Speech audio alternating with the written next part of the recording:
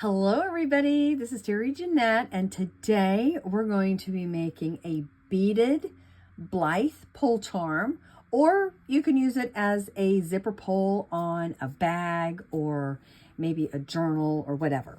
So as you can see, the theme is all about Mardi Gras, and my sister and I are actually hosting a virtual Blythe retreat taster that is Mardi Gras theme.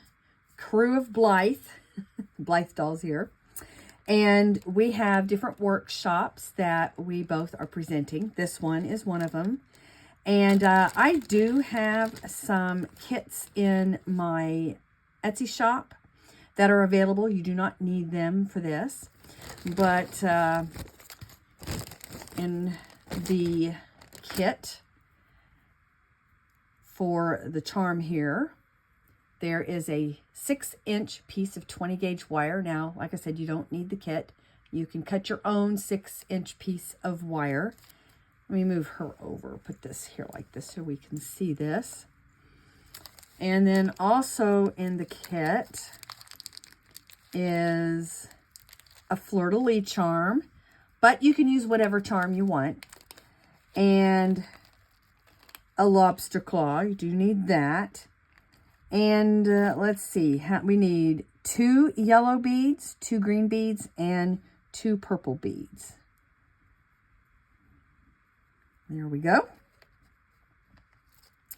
You also need some round nose pliers, flat nose pliers, and wire cutters. Uh-oh, my beads are going all over the place. I'm trying to put the other ones back there. Okay. So you got flat nose pliers, round nose pliers, and wire cutters. Now, on this particular one, I did use a jump ring. You do not need a jump ring, and I'm not using one for this, okay? But if you want to have the extra length, you could use a jump ring. Or sometimes they call those a split ring. All right, the first thing we're going to do is we're going to hang our charm. And I'm going to use some round nose pliers. And I'm probably going to come up maybe, I don't know, an inch, a little bit more. And roll a loop. And then I'm going to hang the charm. And then I'm going to take my flat nose pliers and I'm going to grab that. And I'm just going to take this and I'm going to wrap kind of messily around. You can do neat if you want. I like the messy wrap though. Let's fix that loop so it's a little bit more centered there. And you're going to have part of that wire sticking out. You don't want that. So just take your flat nose pliers and squeeze that. Just tuck that in very carefully. Feel around. If you still feel that it's poking out, just keep tucking until you don't feel that anymore. All right. So the next thing we're going to do is we're going to add our beads. And we have yellow, green, purple,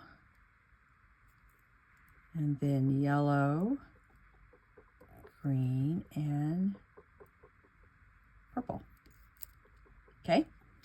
Now, as you notice here, I brought the wire down and wrapped around the beads. You don't have to do that. If you just want them like that, you can just do your loop and not wrap around all the beads. But I like the way it looks there, so we're going to wrap around. And again, we're going to make a loop. I'm coming down here so we have a pretty good size loop. And before we start wrapping, we're going to put our lobster claw on there and then grab a hold. And I'm going to go around once, and then I'm just going to go around these beads like that until I end up down here at the end. And just finish wrapping around.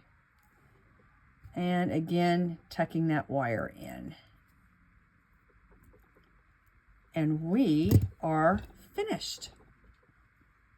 We have ourselves a little zipper pull. Now, the way I hang them on my doll, a lot of you may already have beads here. And if that's the case, I just open up the clasp and hang them on the top of the beads. But like this girl, she doesn't have beads. And what I did is I just tied, here, I'll undo this one so you can see what I've done.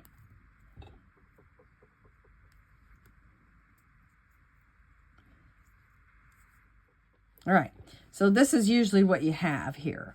So I just tie an overhand knot.